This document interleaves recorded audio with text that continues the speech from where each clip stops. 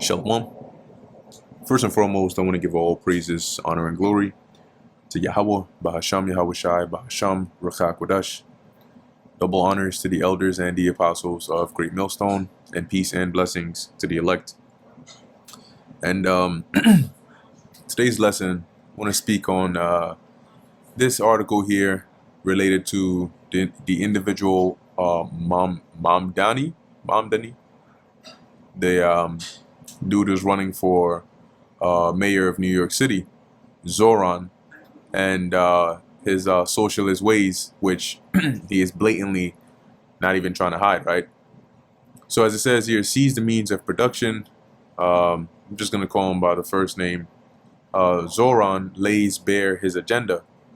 And there's some interesting points in this article here, but most people, basically what they're doing now, along with this, as you can see, is a form of desensitizing, right? So typically when people historically heard the term socialists, communism, they think of the extreme cases, right? They think of some cases that are even going to be listed in here with what was going on in like Soviet Union and China and so on and so forth.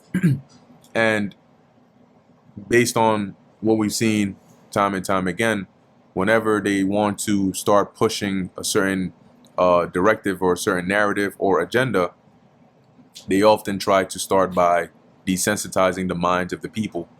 What does that mean? That means putting it out there little by little, openly, so the more people see it and the more people hear about it, the less eerie, spooky, and crazy or big deal, it seems like, even though it actually is. Now, the foot in the door tactic that they use over and over again is sort of what you see this guy trying to push with, right?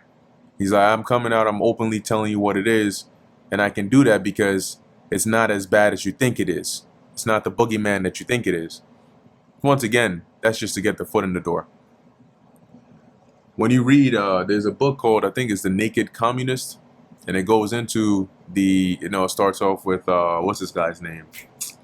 I think it was Karl Marx or one of them. I forgot his name, but it goes into like the ultimate plan of basically breaking down all these governments, the different capitalist societies, and rebuilding them again in a centralized form to where each country, has like one source of authority, and then those sources of authority report up to one. It's the whole pyramid scheme.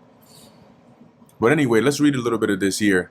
And coupled with all the other things that are going on in the world, we're really starting to see that leap into the darker times of this age that we are going to see that leads into the destruction of this age, as has been prophesied in the scriptures.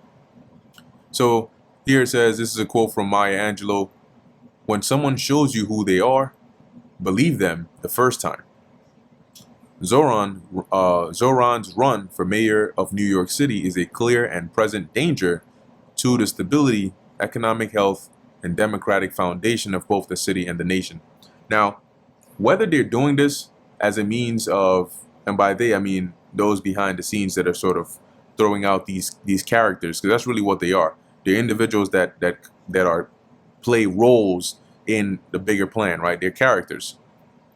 And whether it's because they're actually trying to introduce socialism, or they're really just trying to spark an even greater divide, because that's exactly what they're going to get. He's already getting pushback, right, from other sides, which is if Trump's, say, deportation agenda is not enough to spark enough outrage for a civil clash, what about socialism versus capitalism, right? What would that bring about? And you're already seeing people are definitely not with that. Anyway, it says here, is a clear and present danger to the stability of economic health and democratic foundation of both the city and the nation. His platform is rooted in a radical socialist ideology that has, time and time again, led to failure, repression, and suffering wherever it has been tried. Now, keep in mind, right, it says here this is submitted by QTR's Fringe Finance. In other words, this article here, or some of these articles here, I should say, are pieces from others, right? Like op-eds, in a way. But still good information to keep in mind nonetheless. Where are we at? It says, and thanks to a clip surfacing on social media today, we see that Zoran is not hiding this. In fact, he has been strikingly open about what he believes and what he plans to do. And in one of the videos I saw, I forgot what news platform he was on, but basically he was talking about when I become mayor, this is what I'm going to do, yada, yada, yada. You can listen, and they might actually put him in there, right? If the goal is indeed to cause such a great divide, they might put him in there. They might start changing New York into a whole different kind of state, and they might start spreading that to other states, right? And create an even greater divide. It says you can listen to his comments for yourself here.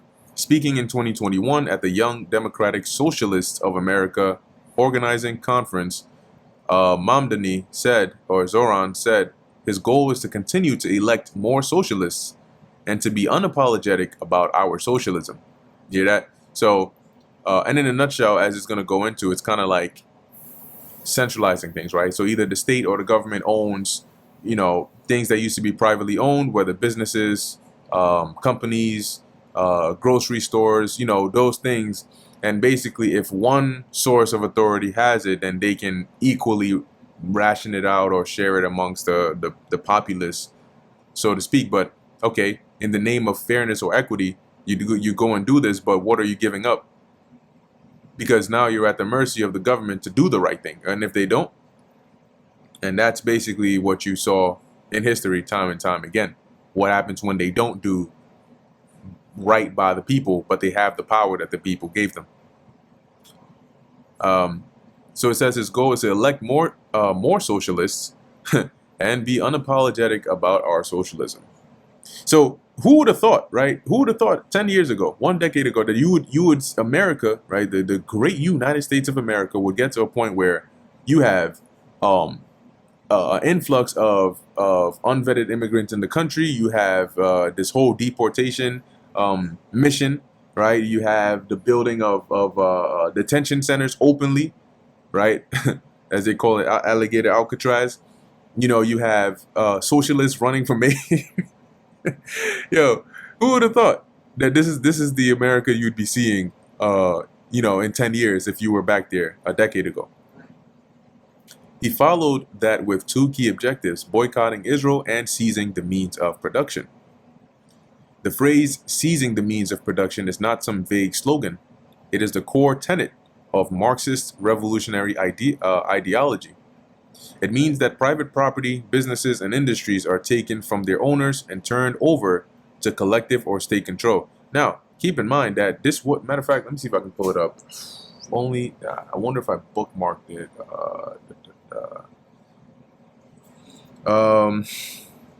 Plans for 3 world wars. Letter from Albert Pike. It was really difficult to find it last time, so I wonder if I can find it again. Is it here? See the quote? Nope, not doing that. Where can we find this? It's not there.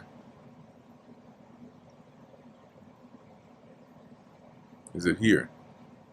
It's not there. Maybe it's here. It's definitely not there.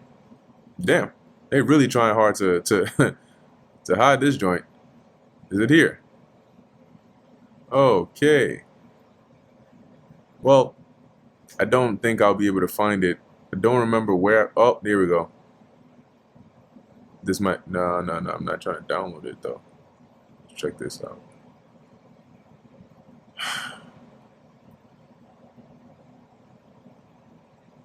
Let's do one more search here.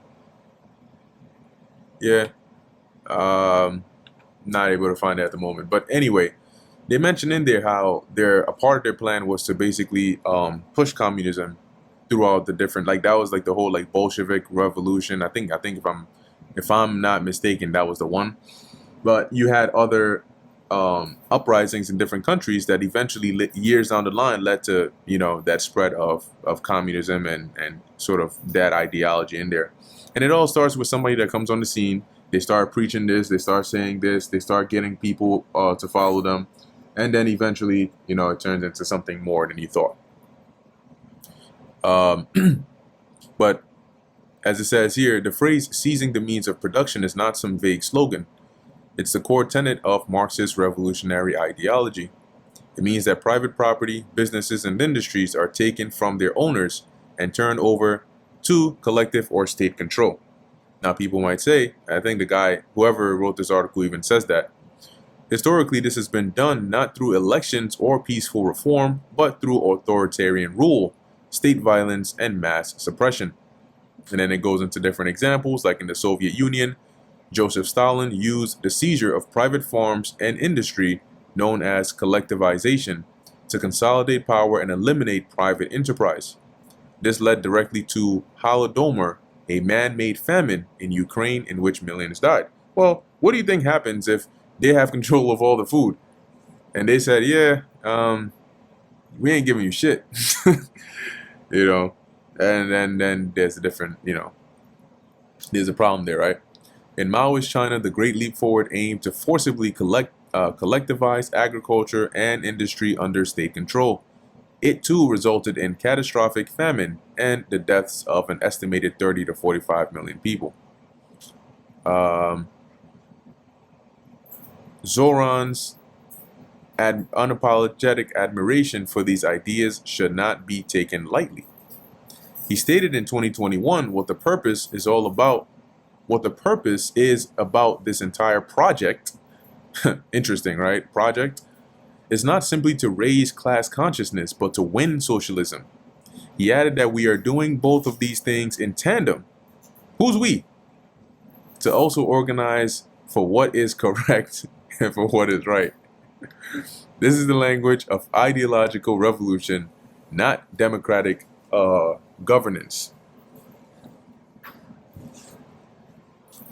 In any case, it's a lot, Kim's. All right. So basically, this is what he is, where he's basically going with it, right? Let me read a couple more lines on here. It says here, when asked to meet the press, when asked on Meet the Press if billionaires should exist, he said, "I don't think that we should have billionaires. That is not a tax plan. It's a declaration of ideological war on success, wealth creation, and the very people who drive New York City's economy." He told Jen Psaki on MSNBC that his platform should be expanded nationally. Absolutely. He's not proposing a local experiment. He's advocating for a national movement rooted in the same ideas that brought misery and collapse to multiple countries throughout the 20th century. Now, let's get this real quick here.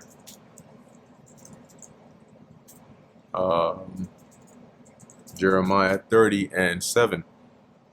And as it reads here, alas, for that day is great, so that none is like it. It is even the time of Jacob's trouble, but he shall be saved out of it.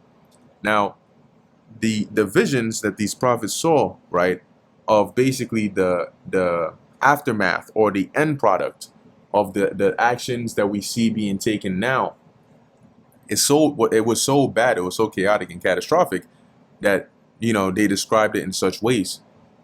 So we know that these actions they're taking, these policies they're putting in place, the direction the world is moving in will lead to chaos, because that's the same chaos that the prophets of old saw and wrote about. And now we're on the road to that time of prophecy. We're on the road to Jacob's trouble. We're on the road, to all hell breaking loose. And just like the domino effect, right? One hits the other, it hits the other, hits the other, hits the other, and it just keeps on going and going and going and going, getting worse and worse and worse as it goes. But we know, as it says here, but he shall be saved out of it. All right, and then it's a beautiful thing that the Lord has, he preserved different accounts historically of those that were faithful to him being delivered. And that should comfort you in knowing that if you put your faith and your trust in the Lord, that he will deliver you in these evils to come. So anyway, with that, I'm going to end it here. Lord willing, that was edifying to the elect. In closing, I want to give all praises, honor, and glory to Yahweh, Bahasham Yahweh Shai, Bahasham Rechak Wadash. And until next time, Shalom.